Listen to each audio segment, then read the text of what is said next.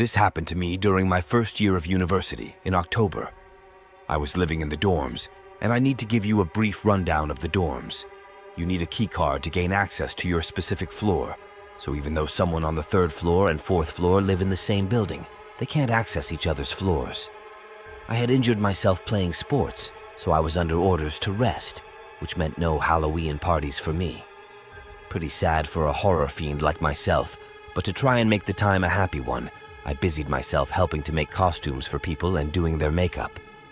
Once I was finally finished, I packed up my makeup and decided to watch some movies in my room. A guy popped up and introduced himself. We chatted a bit and exchanged email addresses, and I walked back to my room and said goodnight. The first warning sign was that he walked into my room behind me, despite me saying I was going to walk into my room. I felt really awkward and tried to say, in a roundabout way, that he needed to leave. But he wasn't getting the hint. I finally had to say, "You need to leave my room now." I chalked this up to him maybe being drunk or something, but I did wonder how he got onto my floor if he wasn't with anyone partying. Before I went to bed that night, I checked my email and there were 5 from Creep. The first being, "Hey, I'm so glad we're friends," and the rest asking why I wasn't online. A few days later, I got a knock on my door when I was studying, and it was him. I explained that I was studying and needed privacy. He tried to walk into my room again, but I braced my arm on the frame and said firmly that I needed to study. The next day, he was at my door again, and the next. I began pretending that I was not home. Another day, there was a knock at the door, and when I checked the peephole, there was no one there, and I assumed the postman had come. I opened the door, and lo and behold, it was the creepy guy. He has begun hiding from the peephole so I would be more likely to answer the door. I told my roommate never to open the door if he was there, and I told the people living on my floor that this guy was beginning to creep me out, so if he wanted to get on the floor, whatever sob story he gave them, don't let him on. A few days after that, I was on the bus coming home and I got a text from someone who lived on my floor telling me not to come home because Creep was on my floor and was sitting in front of my door, just waiting. I went to a friend's house and spent the night, and when I got home, I was told he waited for 4 hours before leaving. At this point, I was getting freaked out. A few days after that, he began waiting outside the building, and if I left, he would follow me wherever I went. I was too spineless to tell him to go away, and I tried to be more passive about it. I never spoke, and never gave any indication I was paying attention, but he followed me to class, the cafeteria, and always tried to follow me home and get access to the floor. I went to the resident advisor, an older student that sort of watches over the floor, and told her what happened. She spoke to the RA for his floor and was told that Creep had been telling his own RA that we were best friends and dating. My RA tried to explain that I was uncomfortable, but the other RA believed him, and that was that. Thankfully, one thing did deter him. He would never approach me if I was with a group of people, so my floor mates banded together. If I went to dinner, I went with my floor, and if I wanted a drink or seconds, someone had to come with me. Walking to class and even waiting for the bus was done in a group. He got onto my floor once when someone else was coming home, and he forced his foot in the door to let himself in. I was hidden in another room, and when he left my door to go and sit in the television lounge to wait for me, I went downstairs and ran around to the other side of the building and got into my room before he noticed. Then the phone calls began. I never gave him my number, but he somehow obtained my mobile and room phone, and at first it would be 2 phone calls a day until I told him I wanted him to leave me alone. Then the calls began coming in every hour with him begging and pleading for me to talk to him. Without caller ID, I needed to answer the phone because of school and my part-time job. At this point it was November, and I was a wreck. I was tired of having to plan out doing simple things like going for food or walking to a bus stop. Stress wasn't helping me recover from my injury, and I was losing weight, and I just looked sickly. I went back to the RA and begged her to help me. She went to the head of the dorms and explained everything that happened. I explained how far this had gone, and my roommate told them that he had followed her a few times, demanding that she tell him where I was. I felt awful.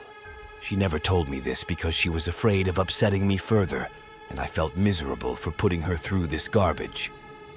I don't know what went on behind closed doors. From what I guess, he was told to leave me alone, and any further contact would result in him being kicked out of the dorms. There was one email where he went insane on me, telling me how awful I was. How could I do this to him? We were so happy together. Surely I was cheating on him with other men. After that, nothing. At first, when I'd see him around campus, I would run to the women's toilets to hide. I'd see him around town or on campus, and he'd always just stare at me. Never tried to approach me, never tried to get my attention, just staring. I used to walk by and try to pretend I didn't notice him staring, and I'd try and act like my heart wasn't pounding. A little backstory. I'm a 20-year-old, short, petite female working at Subway, and I can't help but be nice to anyone, even if they creep me out. I feel bad usually. About a year ago, we had this guy, 35, 40 years old, who would come in every day for lunch. He was fascinated by my stretched ears and few piercings I had on my face and always asked questions. He would sit down after I rang him out and watch me from his table for 2 hours, non-stop, just staring at me while I helped other customers. This goes on for about 2 weeks. Every day he would ask for my number, saying he has plugs and tunnels he wants to give me and see me wearing them in my ears, and I always politely declined. One day, I'm alone in the store because my manager had to run to the bank. We were really slow that day, so I was just in the back room messing around on my phone. I heard the door chime, looked up, and yet no one was there. Then I saw the man walk past the front of the store really quickly, like he was in a hurry. The store phone rings. Me. Thanks for calling Subway. How can I help you? Him. This is the girl with the nice ears, right? Me. Yes? Who is this? Him. Are you alone in the back room right now? Are you working by yourself? At this point, I really got creeped out and knew it was him. I hung up and texted my manager the situation so she would hurry back. He called again, this time asking me very weird questions, like what I would do with him in a room with the door locked, if I had a boyfriend, why I was playing hard to get, etc. My manager gets back and I tell her everything. In the middle of the lunch rush, he calls again. This time my manager answers, and to this day she never told me what he said, but the look on her face made my spine shiver. She told him if he called again or showed up here, she would call the police. I thought that was the end of it, but alas, I was wrong. 1 week later, I'm clocking out and getting ready to walk to my car parked in the front, and when I look outside, I see him standing by my car and looking inside of it. I was an idiot and left a back door unlocked. I watched him crawl inside and shut the door. The creep was trying to hide in my back seat and do God knows what to me when I got in. My manager locked the front door of our store and called the police. When they arrived, they had to pretty much drag him out of my car, and he was arrested. On him was a butcher knife, rope, and a rag with chloroform on it. If I hadn't looked up when I did, I would probably be dead right now. I was only about 14 when this happened, and the dude who was stalking me was a few years older. Let's call him Tom. I used to compete in equestrian events, and Tom's mum was the president of one of the clubs I belonged to. His mum dragged him along to an event one day where he must have seen and taken a liking to me. I don't remember actually talking to or even meeting him that day, but he took it upon himself to look through the club's membership forms to find my phone number. Tom called me every single day, multiple times, for months on end. Twice on weekdays and 3 times on weekends. I politely told him that I wasn't interested, but he was convinced that he would make me like him through sheer will alone. I stopped taking his calls after he started threatening to find and beat up any male I happened to mention, be it family, friend, or boyfriend, and would fly into a rage at the slightest thing. Sometimes he would call just to scream at me about something that happened at school that pissed him off. He started to find out which events I was going to attend by going through the entry forms his mum was sent and he would show up and follow me around all day, demanding to know why I didn't want to date him. He went as far as grabbing me and shaking me when I would try to ignore him on the ground, or grabbing at my horse's reins if I was mounted. My mom and I asked Tom's mom to stop bringing him to events as I was starting to get scared, and she accused me of leading him on and acting like I was too good for her boy, when I should be considering myself lucky that someone like him would even look twice at someone like me. He eventually stopped when one of my brothers came to an event and stood over him while telling him to leave me alone.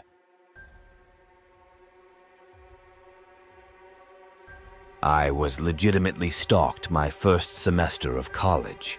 The guy was in my same English class. Second or third week, we talk a little after class and find out that we live in different dorms, but in the same complex. Now, the dorms were towers, 17 floors with 35 or so rooms per floor. Huge buildings. One day, him and his roommate show up at my door, except I never told him which floor I lived on. So he had to go to each floor and try to find me. He then proceeds to come into my room while my roommate and I are doing work and lays on the floor. Finally, his friend tells him he's being weird and that they should go. Then he started just sitting outside my dorm room. I would come back from class and he would be there, just sitting and waiting. He would leave notes on the whiteboard that he just wanted me to read his essay for class. He just wanted to talk to me. Why wouldn't I give him a chance? He then started sending me creepy song lyrics over MySpace about how he was going to burn down the dorm to get me to have to leave my room. I printed those up and got my English teacher involved, a lovely grad student who luckily was a women's advocate. She got her supervisor involved. My teacher started walking with me to my next class, all the way on the other side of the very large campus. He followed us the whole way, even when we made detours to the bathroom or to get coffee. Finally, the teacher had us write an ode to our favorite study spot. Kinda weird, but whatever. He wrote about sitting outside my door, how he felt powerful when he knew I was trapped inside, and even put my room number and other identifiable stuff in it. That ended up getting turned over to the university, in addition to the song lyrics, and there was a whole hearing, with myself, my roommate, and some others having to give statements. Unfortunately, they never told me what happened, but he wasn't at the school the next semester. The next year, his roommate happened to be in one of my classes. Very first day, he comes up to me and says that there's no hard feelings for what you did to my friend.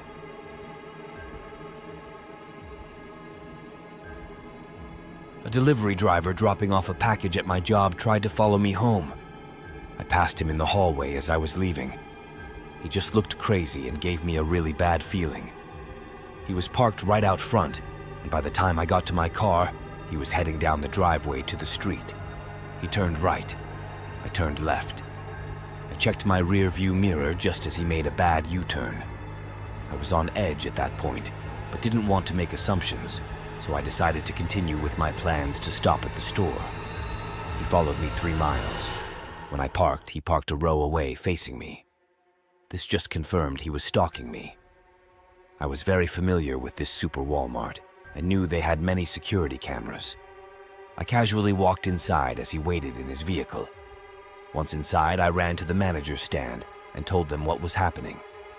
As I'm talking, crazy guy comes in the store looking for me. He guessed incorrectly that I'd gone down the main aisle on that side when in fact I was hiding next to the manager. The manager had an employee walk me to my car. Luckily, a police officer had just pulled someone over 2 rows away. I drove over there real fast. As I waited for the officer's help, I saw a crazy dude leave the store. He was looking for me but left when he didn't see my car. The officer just wrote down what I told him. The next morning, I reported the incident. It was escalated, and I got a visit from the HSE, Health, Safety, Environment Director. Turned out he knew the owners of the delivery company and found out this guy had some major issues and lengthy criminal background. Crazy guy was taken off of his route and I never saw him again. The Health, Safety, Environment Director also made the local police department send an officer to take a statement. I was given tips on staying safe if it happened again. It didn't make me feel much better, mostly because the officer told me maybe the guy probably didn't know how else to get my attention. Like what in the world. All I did was walk past the guy. We never spoke. I had to work on that secluded job site next to the woods another month after. It was creepy as anything being alone in that building at night after everyone left. I'd work until 11 p.m. some nights. There was no possibility of remote work back then.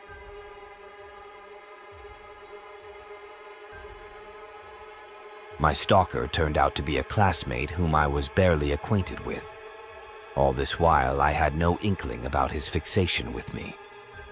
A few years later, I saw him at my workplace accompanied by another friend of mine. They were both at my office for an interview. I stopped to speak to my friend for a while, and the two left soon after. This person, who had been meek and mousy all this while, was suddenly emboldened after the brief meeting we had. I soon started receiving unnamed bouquets of flowers at my workplace.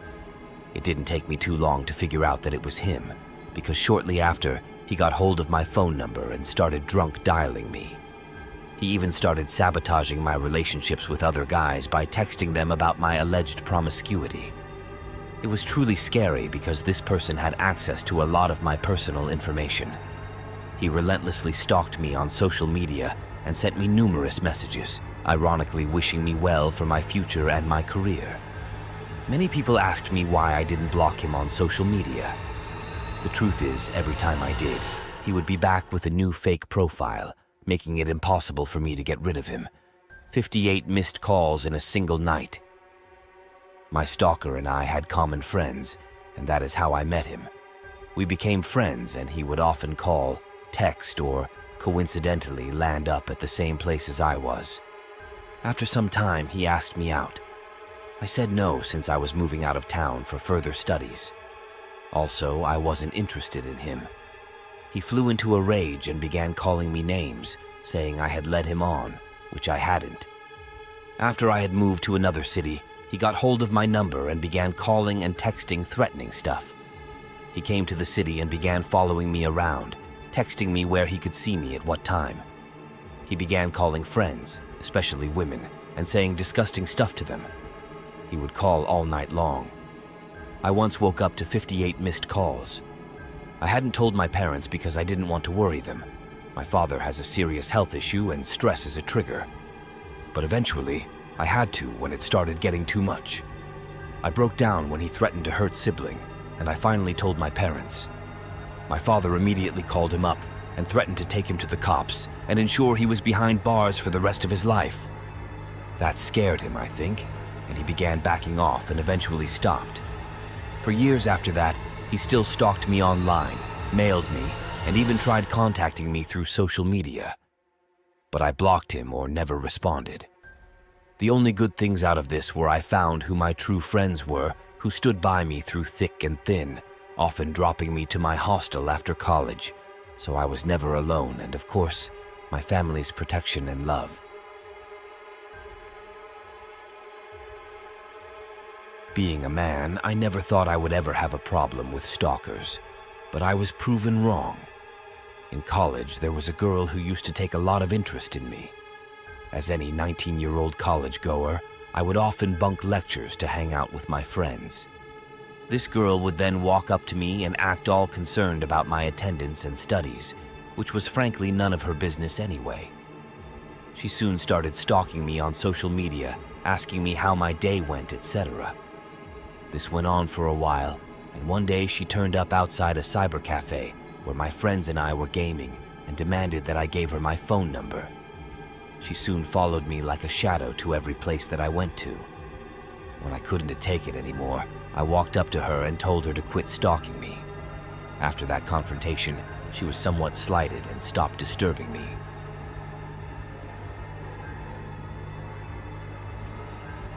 In school, a classmate had taken a fancy towards me. He was hell-bent on winning me over and tried every trick in the book to get my attention. I was never comfortable with his constant attention showering and would consciously keep my distance. Once he went so far as to cut himself and write me a love letter in his blood. I knew at that very instant that he might not give up that easy. Gifts and flowers started showing up at my doorsteps. Once he spent all the money meant for his college admission to buy me an expensive gift and got thrashed by his father. He put the blame squarely on me and went around blaming me for getting reprimanded by his parents. Things took a turn for the worse when he made a fake profile under my name and started making extortion threats to some of the wealthy women in the city. One of the influential women complained to the police. They knew it was a fake profile, so they didn't bother me and the case themselves. They called me later very politely, just to ask me for a statement that I didn't operate the profile. That was the last I heard of him.